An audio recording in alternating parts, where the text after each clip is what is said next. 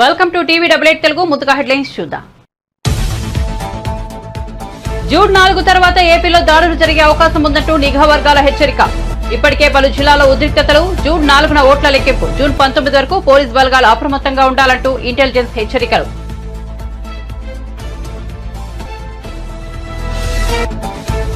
ఉత్తమ్ కుమార్ రెడ్డికి 1 గంట కూడా మంత్రిగా ఉండే అర్హత లేదు. రాజీనామా చేయాలన్న బీజేపీ శాసనసభాపక్ష నేత మహేశ్వర్ రెడ్డి. ధాన్యం కొనుగోలు కేంద్రాల్లో కోట్లాది రూపాయల చేతులు మారుతున్నాయని ఆరోపణ.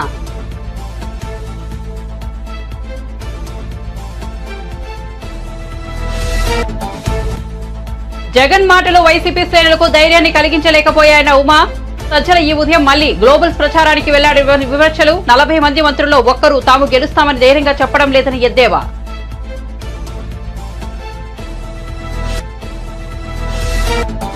చంద్రబాబు పూర్తిగా నెగటివ్ క్యాంపెయిన్ చేశారన్న సజ్జల. ల్యాండ్ టైటిలింగ్ పై తప్పుడు ఆరోపణలు చేశారని మండిపాటు. వైసీపీ ఓడిపోతుందనే భ్రమలో టీడీపీ ఉందని ఎద్దేవా.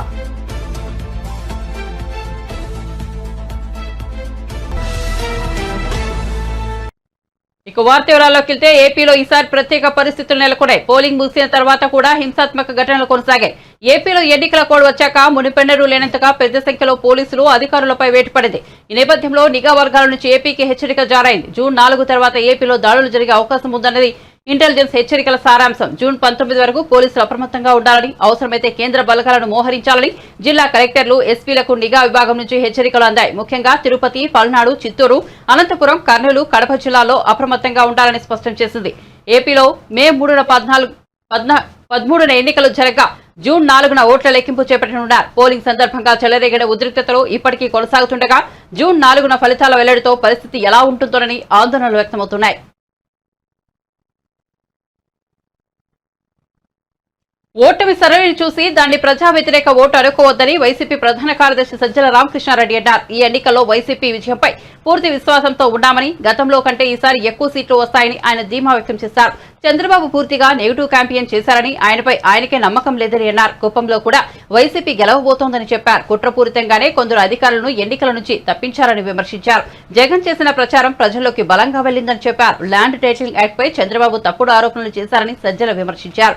తాడిపత్రి ఎమ్మెల్యే పెద్దారెడ్డి ఇంట్లో సీసీటీవీలను పోలీసులు ధ్వంసం చేయడమేంటని ప్రశ్నించారు. పోలీసులు చేసిన దాడిపై ఈసీకి ఫిర్యాదు చేయబోతున్నామని చెప్పారు. పోలింగ్ రోజున టీడీపీ అక్రమాలకు పాల్పడిందని, కౌంటింగ్ రోజున అక్రమాలు జరిగితే ఎదుర్కొంటామని అన్నారు. ఇప్పటికైనా ఈసీ తన తప్పును సరిదిద్దుకుంటే మంచిదని చెప్పారు. ఈసీ నిక్షిప్తపాతంగా వ్యవహరించాల్సిన అవసరం ఉందని తెలిపారు. మాకైతే ఖాయంగా కనపడుతోంది. గవర్నమెంట్ వస్తుంది, చాలా బాగా వస్తుంది. మొన్నటికి అంత కూడా జరిగింది. మిగిలిన చోట్ల జరిగిన చోట్ల కూడా పోలింగ్ పర్సెంటేజ్ పెరిగాయి. ఓటింగ్ జరిగే శాతాన్ని బట్టి చూసి యాంటీ ఇన్కంబెన్సీ అనుకుందామంటే మీరు గమనించిన జగన్మోహన్ రెడ్డి గారి మీద అంత వ్యతిరేకత పెంచుకుని ఈ వర్గాలు ఏ వర్గాల కోసం అయితే నిలబడినాడు వాళ్ళు రావడానికి అంత ఇది రీజన్ కనపడతా లేదు. వీళ్ళందరూ చంద్రబాబు నాయుడు కానీ ఆయన పార్టీ కానీ పెట్టిన సూపర్ 6 అనే ఇది కానీ, లేదా ఆయన అర్జెంటుగా తెచ్చుకోవాలి వాళ్ళ కోరికిందా అని చూద్దామంటే అంతా అటువైపు కనపడలేదు. ఎందుకంటే చంద్రబాబు నాయుడికే తన అజెండా మీద నమ్మకం లేదు. ఆయన సూపర్ 6 గురించి కూడా ప్రచారం చేసుకోవాలి. ఆయన ఎంతసేపు ఉన్నా జగన్మోహన్ రెడ్డి గారి మీద వ్యక్తిగతంగా దాడులో, లేదా వివేకానంద రెడ్డి హత్యను, ఇంకా గొడ్డలు ఎనడము, ఇంకోటి కుటుంబం దీన్ని వాళ్ళకి సంబంధించిన కుటుంబ సమస్యలను తీసుకొచ్చి పెట్టడము, లేదు లాస్ట్లో ల్యాండ్ టైటిలింగ్ యాక్ట్ అని ఇంకోటి తీసుకొచ్చి ఒక అర్థం లేని ఇది దేన్నైతే వాళ్ళు ఆ రోజు సపోర్ట్ చేశారు, దేన్నైతే ఈ రోజు ఐ థింక్ నీతి ఆయోగ్ వాళ్ళ దాంట్లో కూడా ఉంది, దాన్ని ఒక ఇష్యూ కింద చేసి ఆయన ఇచ్చిన హామీలే గట్టిగా చెప్పుకోలేని వచ్చాడు. ఎందుకంటే ఆయనకే నమ్మకం లేదు. ఇంతకుముందు కూడా చెప్పాం, అది హామీలను అమలు చేస్తాడే నమ్మకం జనానికి లేదని, ప్రజలకు లేదని.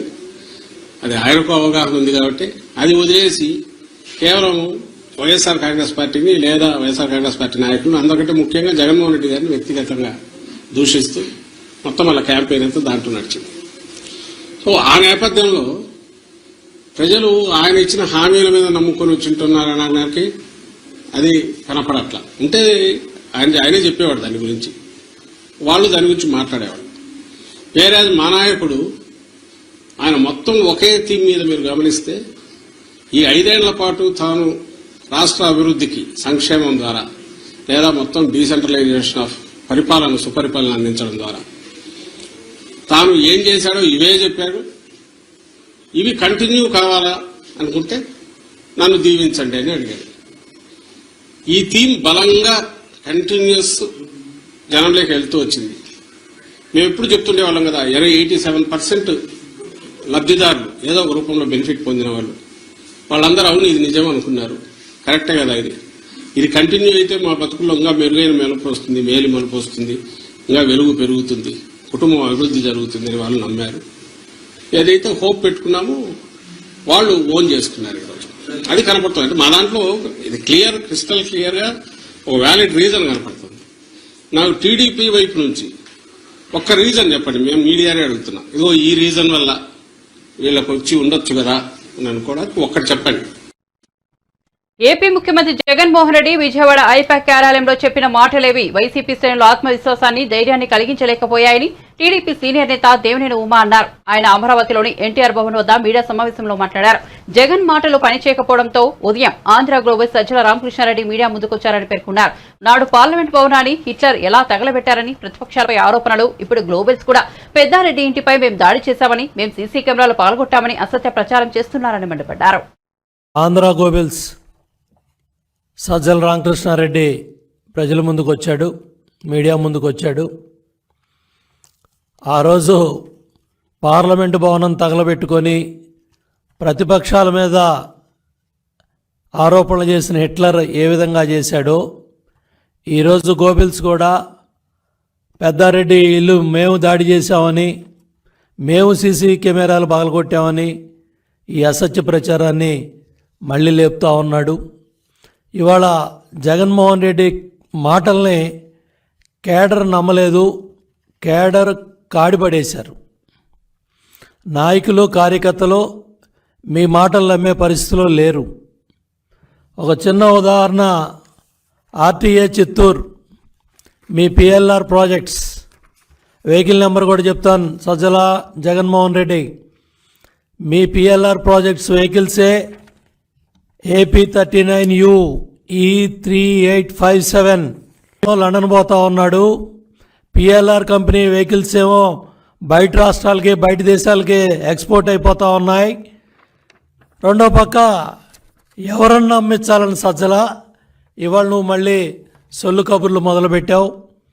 ఇవాళ కేఏ పాల్ కాన్ఫిడెన్స్ లెవెల్ ఏ స్థాయిలో ఉందో జగన్మోహన్ రెడ్డి కాన్ఫిడెన్స్ లెవెల్ కూడా అదే స్థాయిలో నిన్న ఉంది. కేఏ పాల్ కాన్ఫిడెన్స్ లెవెల్కి, జగన్మోహన్ రెడ్డి కాన్ఫిడెన్స్ లెవెల్కి నిన్న సోషల్ మీడియాలో ట్రోలింగ్సే అర్థమవుతూ ఉన్నాయి. కాబట్టి పిచ్చి ప్రలాపనలు మానేయండి. ల్యాండ్ టైటిలింగ్ యాక్ట్ మీ పుట్టి ముంచింది. మీ ప్రచార పిచ్చి, మీ ఫోటోలు పిచ్చి, మీరు తాత ముత్తాతలు ఇచ్చిన భూములను కూడా కొట్టేయాలని, దోచుకోవాలని మీరు చేసిన చట్టాలే మీ ప్రభుత్వానికి ఉరితాళ్ళైనాయి. ఇవాళ పెద్ద ఎత్తున ప్రజల్లో తిరుగుబాటు వచ్చింది. ఆ తిరుగుబాటు ఫలితమే జనసునామీ. ఆ జనసునామీ దెబ్బకే మీకు గంగుర్లు ఎత్తుతూ ఉన్నాయి. రోజుకొకళ్ళు వచ్చి మీడియా ముందుకి మాట్లాడుతూ ఉన్నారు. నేను అడుగుతూ ఉన్నా, మొదటి క్యాబినెట్లో కానీ రెండో క్యాబినెట్లో కానీ 40 మంది మంత్రులు ఒక్కడ కూడా ధైర్యంగా మీడియా ముందుకు వచ్చి మేం గెలుస్తామని మాట్లాడట్లేదు. 40 మంది మంత్రులు ఓడిపోతున్నారు. 5 ఏళ్ల పరిపాలనలో మీ మంత్రులు ఎవరైతే ఉన్నారో మొదటి క్యాబినెట్లో రెండో క్యాబినెట్లో మంత్రులు ఎవడో కూడా మీడియా ముందుకు రావట్లా. మొత్తం ఎత్తిపోతున్నారు, మొత్తం ఓడిపోతున్నారు. ఇవాళ పెద్ద ఎత్తున ప్రతిపక్ష హోదా కూడా దక్కదని మీడియా ఘోషిస్తూ ఉంటే, సర్వేలు ఘోషిస్తూ ఉంటే ఇవాళ సజ్జలు వచ్చి ఏ కార్యకర్తను నమ్మిద్దామని, ఏ నాయకుడిని నమ్మిద్దామని నువ్వు మళ్ళీ బురజల్లే కార్యక్రమాలు చేస్తున్నావు. సిగ్గుందా అని అడుగుతున్నా. అపధర్మ ముఖ్యమంత్రి మీరు, 5 ఏళ్ళు ప్రభుత్వం పరిపాలన చేసింది మీరు, చీఫ్ సెక్రటరీ మీరు పెట్టుకున్న వ్యక్తే, మీకు అనుసరణలోనే వ్యవస్థలన్నీ నడుస్తున్నాయి. ఇవాళ చీఫ్ సెక్రటరీయే మొత్తం పోలింగ్ స్టాఫ్ దగ్గర నుంచి ఎక్కడెక్కడ ఏ అధికారం ఉండాలో రాజేంద్రనాథ్ డీజీపీగా ఉన్నప్పుడే నియామకాలన్నీ జరిగాయి. ఇవాళ ఈసీ మీద బురద జల్లాలనో, తెలుగుదేశం పార్టీ మీద బురద జల్లాలనో, ఎన్డీఏ కాటు మీద బురద జల్లాలనో, కేంద్రం మీద బురద జల్లాలనో ఇవాళ సజ్జల ఎత్తిపోయే మాటలు మాట్లాడుతూ ఉన్నాడు. భయం కళ్ళల్లో కనపడతా ఉంది, పిరిగితనం కళ్ళల్లో కనపడతా ఉంది. ప్రజాస్వామ్యబద్ధంగా ఎన్నికలలో పాల్గొనడం చంద్రబాబుకు ఇష్టం లేదని వైసీపీ రాష్ట్ర కార్యదర్శి లేళ్ల అప్పిరెడ్డి తీవ్రంగా విమర్శించారు. రౌడీయిజం చేసి రిగ్గింగులు చేసి గెలుపొందాలనుకోవడం దారుణమని ఆరోపించారు. అరాచకాలకు వత్తాసు పలికిన ఇద్దరు ఎస్పీలపై సస్పెన్షన్ వేటు పడిందని, చంద్రబాబు ట్రాప్ లో పడి పోలీసు అధికారులు తమ జీవితాలను నాశనం చేసుకోవద్దని సూచించారు. తాడిపత్రిలో పెద్దారెడ్డి ఇంట్లో సీసీ కెమెరాలను పోలీసులే పగలగొట్టడం దేనికి సంకేతం అంటూ ఆయన ప్రశ్నించారు. ఆధారాలు లేకుండా చేసే కుట్ర ఎవరు చేశారో తేలాలన్నారు. జరిగినటువంటి సంఘటన చూస్తే నిజంగా ఆశ్చర్యం కలుగుతా ఉంది. ఎవరైనా కూడా సీసీ కెమెరాలు ఎవరు ఎందుకు పెట్టుకుంటారు? ఏదైనా అనుకోని సంఘటనలు జరిగినప్పుడు ఆ సంఘటనలకు సంబంధించినటువంటి సాక్ష్యాధారాల కోసం ఇళ్లలో సీసీ కెమెరాలు, రోడ్లపై సీసీ కెమెరాలు పెట్టుకుంటా ఉంటారు. అటువంటి సీసీ కెమెరాలు పెట్టుకున్నటువంటి ఎమ్మెల్యే పెద్దారెడ్డి గారి ఇంట్లో పోలీసులు ఏం చేశారో ఒక్కసారి ఈ వీడియో ద్వారా ప్రజానికానికి కూడా చూడమని కోరుతా ఉన్నా.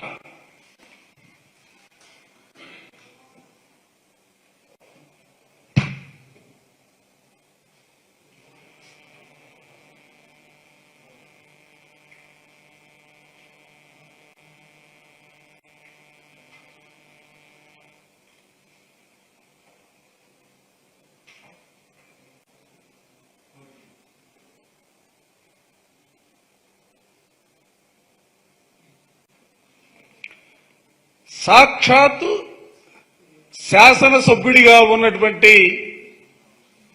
పెద్దారెడ్డి గారి ఇంట్లో తీసుకెళ్తున్న దాడి చేసి శ్రీనివాసరెడ్డి గారి మామగారిని గాయపరిచి అక్కడ కూడా విధ్వంసం సృష్టించినటువంటి వైరం శ్రీనివాసరెడ్డి గారి ఇంటి పైన. ఆ వైరాన్ని కూడా చూడొచ్చు. తెలుగుదేశానికి సంబంధించినటువంటి వందలాది మంది కార్యకర్తలను వెంట పెట్టుకుని అక్కడ పోటీ చేస్తున్నటువంటి అభ్యర్థి ఏ విధమైనటువంటి దాడులకి పాల్పడ్డాడో దీనిలో కనపడతా ఉంది. శ్రీనివాసరెడ్డి గారి హాస్పిటల్ అది, వాళ్ళ మామగారికి దెబ్బలు తగిలాయి.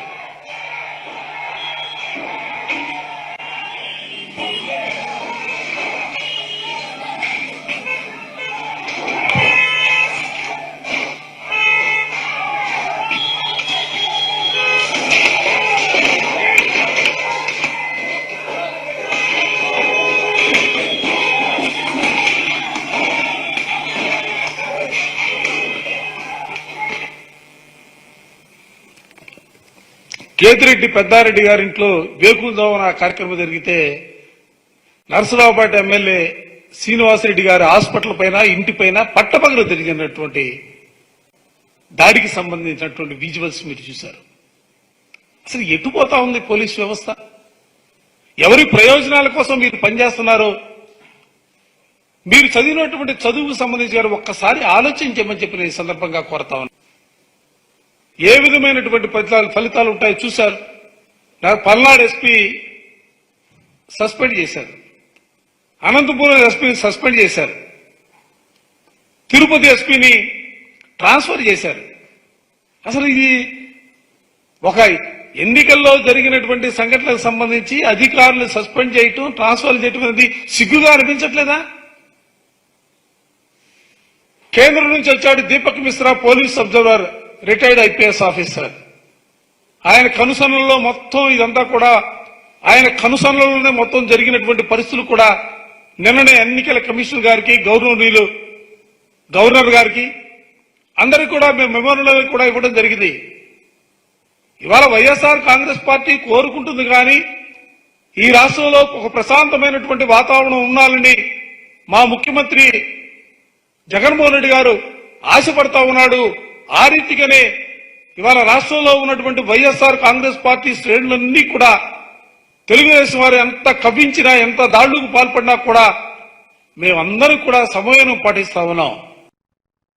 వైసీపీకి ఓటమి భయం పట్టుకుందని టీడీపీ ఉండి అభ్యర్థి ఎంపీ రఘురామకృష్ణరాజు అన్నారు. ఓటమి భయంతోనే పల్నాడు, తాడిపత్రి, తిరుపతి తదితర ప్రాంతాల్లో హింసాత్మక ఘటనలకు పాల్పడుతున్నారని చెప్పారు. సజ్జలతో పాటు వైసీపీ నేతల కళ్లలో భయం కనపడుతోందని వ్యాఖ్యానించారు. నోరు అబద్దం చెప్పినా కళ్ళు అబద్దం చెప్పవని అన్నారు. కూటమికి 130కి పైగా సీట్లు వస్తాయని తాను ఇంతకు ముందే చెప్పానని, ఆ సంఖ్య 150 సీట్లు దాటినా తాను ఆశ్చర్యపోనని చెప్పారు. గతంలో జగన్ కు 110 వస్తాయని అనుకుంటే 151 వచ్చాయని దీన్ని ఎవరూ ఎక్స్పెక్ట్ చేయలేదని అన్నారు. ఈ మెజార్టీని జగన్ కూడా ఊహించలేకపోయారని చెప్పారు.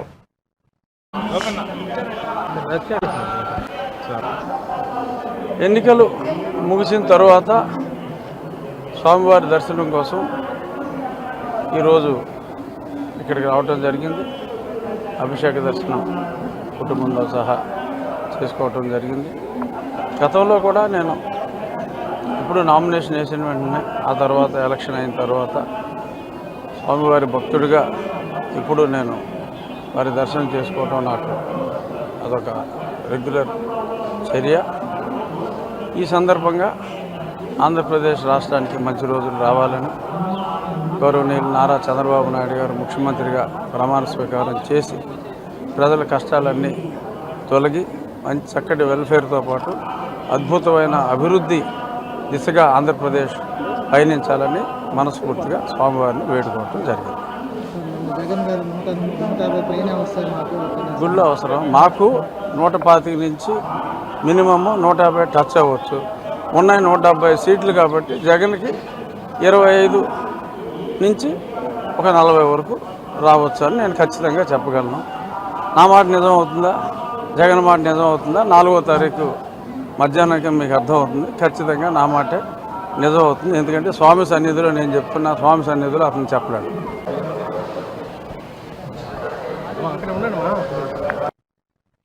వైఎస్ఆర్సీపీ నాయకులు ఆంధ్రప్రదేశ్ ను అరాచక ప్రదేశ్ గా మార్చారని బీజేపీ అధికార ప్రతినిధి భానుప్రకాష్ రెడ్డి మండిపడ్డారు. ఎన్నికల రోజు ఆ తర్వాత కూడా విచ్చలవిడిగా దాడులకు తెగబడ్డారని దుయ్యబట్టారు. తిరుపతిలో నిర్వహించిన మీడియా సమావేశంలో ఆయన మాట్లాడారు. వైఎస్ఆర్సీపీకి ఓటేయకపోతే ప్రజల్ని చంపేస్తారా అని ప్రశ్నించారు. ఈ ఎన్నికల్లో ప్రజలు కసితో ఓటేశారని, రాష్ట్రంలో జగన్ అరాచక పాలన అంతం కావడం ఖాయమని భానుప్రకాష్ ధీమా వ్యక్తం చేశారు.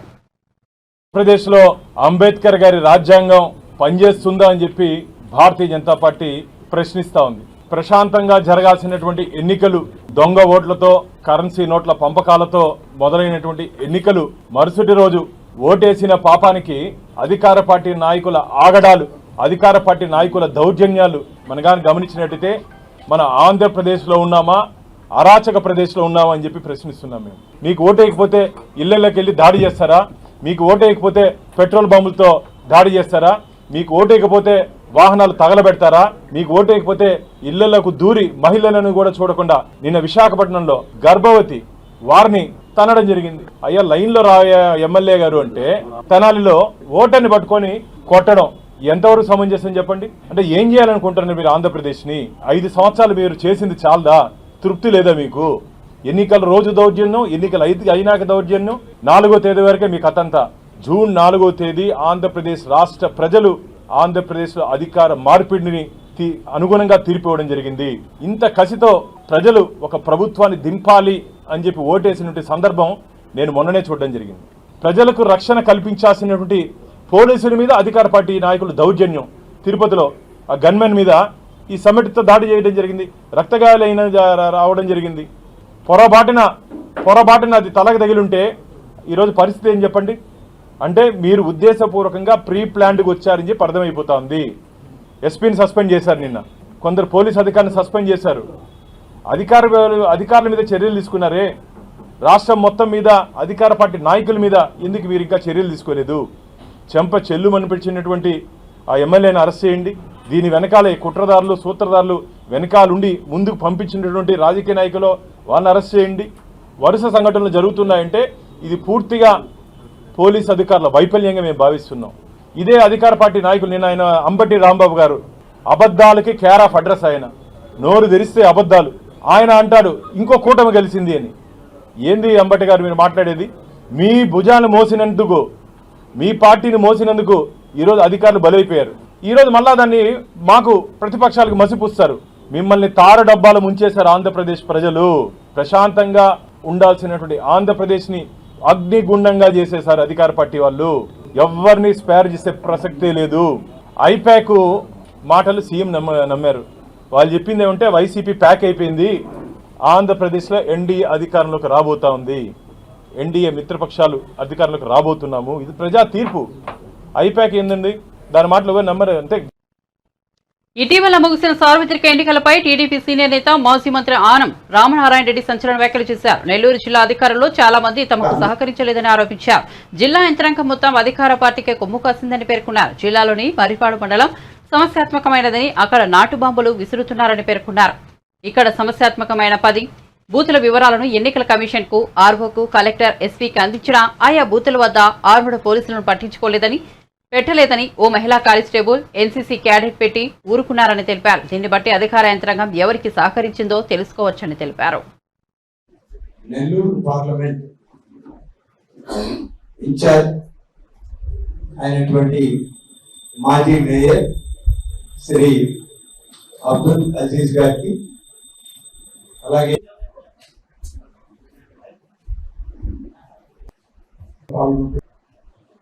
మా అన్నగారైనటువంటి హృదయపూర్వకంగా తెలియజేసుకుంటూ, ఎన్నికలకు ముందు అసలు ఈ ఎన్నికల్లో సజావుగా నిర్వహించడానికి మాకు చాలామంది అధికారులు సహకరించలేదు, కొద్దిమంది మాత్రమే సహకరించారు. అధికారులుగా ఎన్నికల నిర్వహణలో పెద్ద ఎత్తున సహకారం అందించాల్సిన, అన్ని పార్టీలని సమానంగా చూడాల్సినటువంటి జిల్లా అధికార యంత్రాంగం అధికార పార్టీకి కొమ్ము కాసింది అని చెప్పడానికి మేమేమి వెనకడుగు వేయడం లేదు. ఉదాహరణకి చెప్పాలి అంటే, ఆత్మకూరు నియోజకవర్గంలో నేను అన్ని బూతులు తిరిగాను. నాతో పాటి కొంబి లక్ష్మీనాయుడు గారు మాజీ శాసనసభ్యులు విజయరామరెడ్డి గారు, అలాగే పెద్దలు రవీంద్రారెడ్డి గారు, బ్రహ్మారెడ్డి గారు అందరం కలిసి తిరిగాం. ఎక్కడికి వెళ్ళినా ఎక్కడ కూడా ఆర్ముడ్ పోలీస్ కనిపించినటువంటి దాఖలాలు లేవు. మరీ ముఖ్యంగా మర్రిపాడు మండలం అంటేనే సార్వత్రిక ఎన్నికల్లో ఒక ప్రత్యేకత ఉంది. నెల్లూరు జిల్లాలో నాటు బాంబుల్ని విసురుకున్న,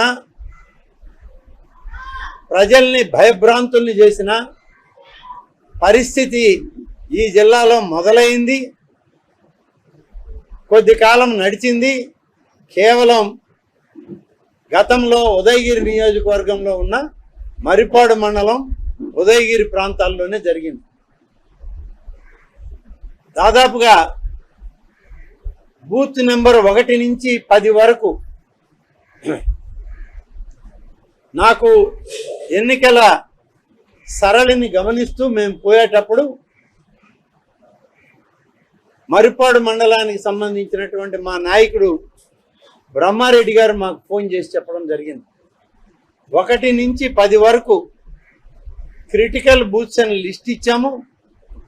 ఎన్నికల కమిషనర్కి ఇచ్చాం, మా ఆర్ఓకి ఇచ్చాం, జిల్లా కలెక్టర్కి, ఎస్పీకి, డిఐజీకి పంపడం జరిగింది. కానీ ఎక్కడ కూడా సాధారణ కానిస్టేబుల్ కూడా లేరు. అక్కడ ఉన్నది ప్రతి బూత్కి ఒక మహిళా కానిస్టేబుల్, ఒక ఎన్సీసీ క్యాడెట్ ఉన్నారు. నాటు బాంబుల సంస్కృతి ఉన్నటువంటి ప్రాంతాల్లో ఢిల్లీ ముఖ్యమంత్రి కేజ్రీవాల్ కు బెయిల్ దొరికినప్పుడు కవితకు ఎందుకు రావడం లేదని బీఆర్ఎస్ నేత ఆర్ఎస్ ప్రవీణ్ కుమార్ ప్రశ్నించారు. ఇది చాలా దారుణమన్నారు. తీహార్ జైల్లో కవితను కలిసిన అనంతరం ఆయన మీడియాతో మాట్లాడుతూ మద్యం పాలసీ కేసులో ఇతర రాజకీయ నాయకుల పేర్లు వెల్లడించారని, కవితపై ఈడీ, సీబీఐల గురించి తీవ్రమైన ఒత్తిడి ఉందని, ఈ విషయాన్ని ఆమె తనతో పంచుకున్నారన్నారు. ఇతర నాయకుల పేర్లు చెప్పాలని ఒత్తిడి తేవడం అనైతికమని, చట్టవిరుద్ధమని పేర్కొన్నారు. రాజ్యాంగ విరుద్ధమని మండిపడ్డారు. తీహార్ జైల్లో ఆమె ధైర్యంగా ఉన్నారన్నారు. రాజకీయ కక్షతోనే చేసింది. నిజానికి ఢిల్లీ లిక్కర్ పాలసీ, ఢిల్లీ గవర్నమెంట్లో వాళ్లకు ఎక్కువ ఆదాయం రావడం కోసం మరి ఢిల్లీ గవర్నమెంట్ ఒక పాలసీ తీసుకున్నది. ఈ దేశంలో ఏ రాష్ట్ర ప్రభుత్వమైనా కేంద్ర ప్రభుత్వమైనా వాళ్ళ ఆదాయం పెంచుకోవడం కోసం రకరకాల పాలసీలు చేసుకుని ఆ పాలసీల ఇంప్లిమెంటేషన్లో పాల్గొన్న ప్రతి వ్యక్తి నేరస్తుడు అయితే మరి కేంద్ర ప్రభుత్వం కూడా నేరస్తుడు అవుతుంది కదా. కేంద్ర ప్రభుత్వం మొన్ననే రైతుల నల్ల చట్టాలు తీసుకొచ్చిండ్రు. సాక్షాత్తు దేశ ప్రధానమంత్రి నరేంద్ర మోడీ గారే ఈ నల్ల చట్టాలు తీసుకొచ్చిండు. మరి తీసుకొచ్చి మళ్ళీ ఒక 6 నెలల తర్వాత మళ్ళీ వాటిని విత్డ్రా చేసిండ్రు. మరి ఇప్పుడు నరేంద్ర మోడీ గారు ఎవరి ప్రయోజనాల కోసం ఆ కేసు తీసుకొచ్చిండ్రు? మరి నరేంద్ర మోడీ గారిని కూడా అరెస్ట్ చేయాలి కదా. మరి దీని గురించి ఎప్పుడైనా ఆలోచించిండ్రా? ఆలోచించలేదు. అంటే ప్రధానంగా ఈ ఈడీలో సెక్షన్ 50 ఉందని చెప్పేసి ఈ సెక్షన్ 50లో మరి burden of proof lies on the accused. అంటే ఈ బర్డెన్ ఆఫ్ ప్రూఫ్ అంటే ఈ తన నేర నిర్దోషిత్వాన్ని నిరూపించుకోవడం అనేది నిందితురాలి మీదనే ఉంటుంది. కాబట్టి అంతవరకు వాళ్ళని జైల్లో పెట్టొచ్చన్న ఒక చిన్న ప్రొవిజను ఒక హైకోర్టు జడ్జిమెంట్ని తీసుకొని దాన్ని అడ్డంగా పెట్టుకొని రాజకీయ ప్రత్యర్థులందరినీ కూడా మరి వాళ్ళ గొంతు నొక్కే ప్రయత్నం ఇవాళ బీజేపీ ప్రభుత్వం చేస్తున్నది. నిజానికి ఇది చాలా హాస్యాస్పదంగా ఉన్నది. కల్వకుంట్ల కవిత గారి మీద ఈ కేసు పెట్టడం, మిగతా వాళ్ళ మీద పెట్టడం. నిజానికి ఇందులో ఈ క్రైమ్లో ఎక్కడ డబ్బు దొరకలేదు. నిజానికి పిఎంఎల్ఏ వైఎస్ఆర్సీపీ నేతల నుంచి తన కుటుంబానికి ప్రాణహాని ఉందని భద్రత కల్పించాలని గొట్టిముక్కల సుధాకర్ హైకోర్టులో పిటిషన్ దాఖలు చేశారు. గుర్తు తెలియని వ్యక్తులు తెనాలిలో తమ ఇంటి వద్ద సంచరిస్తున్నారని తెలిపారు. ఈ విషయంపై సుధాకర్ శుక్రవారం గుంటూరు జిల్లా ఎస్పీని కలిశారు. కోర్టు ఆదేశాల మేరకు రక్షణ కల్పించాలని విజ్ఞప్తి చేశారు. గుంటూరు జిల్లా తెనాలిలోని ఐతానగర్ పోలింగ్ కేంద్రంలో ఈ నెల 13న క్యూ లైన్ లో వచ్చి ఓటేయాలని చెప్పినందుకు సుధాకర్ అనే ఓటర్పై వైఎస్ఆర్సీపీ ఎమ్మెల్యే శివకుమార్ అతని అనుచరులు విచక్షణారహితంగా దాడి చేసిన విషయం తెలిసిందే. మా ఇంటి దగ్గర ఎవరో అనుమానాస్పదంగా తిరగటం అలా అనిపించి కొంచెం అంటే వాళ్ళందరికీ ప్రాణహాని ఉందనే అనుమానం నాకు వచ్చింది. అందుకని మేము హైకోర్టుని ఆశ్రయించడం జరిగింది. ఏమన్నారంటే ఓకే మేము ప్రొటెక్షన్ గురించి అడిగితే సరే ఇక్కడ ఎస్పీ ఆఫీస్కి అట్లాగే తెనాలి ఏఎస్పీ స్టేట్ ఎస్హెచ్ఓకి అట్లాగే సిఎస్ గారికి ఎలక్షన్ కమిషన్ ఆఫ్ ఇండియాకి అట్లాగే ఎలక్షన్ కమిషన్ ఆఫ్ ఆంధ్రప్రదేశ్కి రిప్రజెంటేషన్లు ఇవ్వండి, మీకు తగిన ప్రొటెక్షన్ ఏర్పాటు చేస్తూ ఉన్నారు. ఆ ఆదేశాలను అనుసరించి ఇక్కడ మేము మన గుంటూరు ఎస్పీ ఆఫీస్లో రిప్రజెంటేషన్ ఇవ్వడం జరిగింది. అది సవినయంగా తీసుకున్నారు. వారు మాకు కావాల్సిన ప్రొటెక్షన్ ఏర్పాటు చేస్తూ ఉన్నారు. అనుమానాస్పదంగా ఇంటి దగ్గర జనాలు తిరుగుతూ ఉన్నట్టుగా అనిపించింది. సో ప్రాణహాని ఉందని నాకు వాళ్ళ అనుయాయుల వల్ల, ఎమ్మెల్యే గారి అనుచరుల వల్ల. ఎందుకంటే మొన్న మీరు చూసుంటారు ఆ వీడియోల్లో వాళ్ళు ఏ రేంజ్లో మమ్మల్ని అటాక్ చేశారో అట్లా కొంచెం అనుమానాస్పదంగా మూమెంట్స్ చూసి కొంచెం మన జాగ్రత్తలో మనం ఉండాలి అని చెప్పేసి రిప్రజెంటేషన్ ఇచ్చాము. మొన్న కంప్లైంట్ మీద అదే వాళ్ళు ఎంక్వైరీ చేస్తున్నారు. ఇక మేము త్వరగా ఏదో కంక్లూజన్కి వస్తుందని ఆశిస్తున్నాం. బులెటిన్ ముగించే ముందు హెడ్లైన్స్ మరోసారి చూద్దాం. జూన్ 4 తర్వాత ఏపీలో దాడులు జరిగే అవకాశం ఉందంటూ నిఘా వర్గాల హెచ్చరిక. ఇప్పటికే పలు జిల్లాలో ఉద్రిక్తతలు. జూన్ 4న ఓట్ల లెక్కింపు. జూన్ 19 వరకు పోలీస్ బలగాలు అప్రమత్తంగా ఉండాలంటూ ఇంటెలిజెన్స్ హెచ్చరికలు.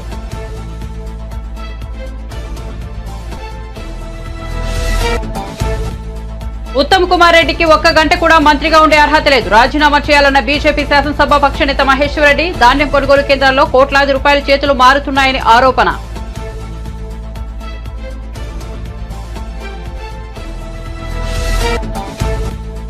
జగన్ మాటలు వైసీపీ శ్రేణులకు ధైర్యాన్ని కలిగించలేకపోయాయన్న ఉమా. సజ్జల ఈ ఉదయం మళ్లీ గ్లోబల్ ప్రచారానికి చేయడానికి వచ్చారని విమర్శలు. 40 మంది మంత్రుల్లో ఒక్కరూ తాము గెలుస్తామని ధైర్యంగా చెప్పలేం లేదని ఎద్దేవా.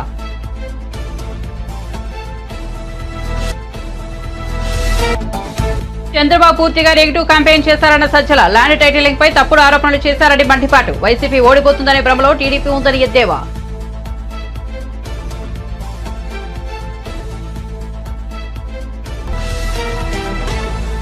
మరిన్ని అప్డేట్స్ కోసం చూస్తూనే ఉండండి టీవీ 88 తెలుగు.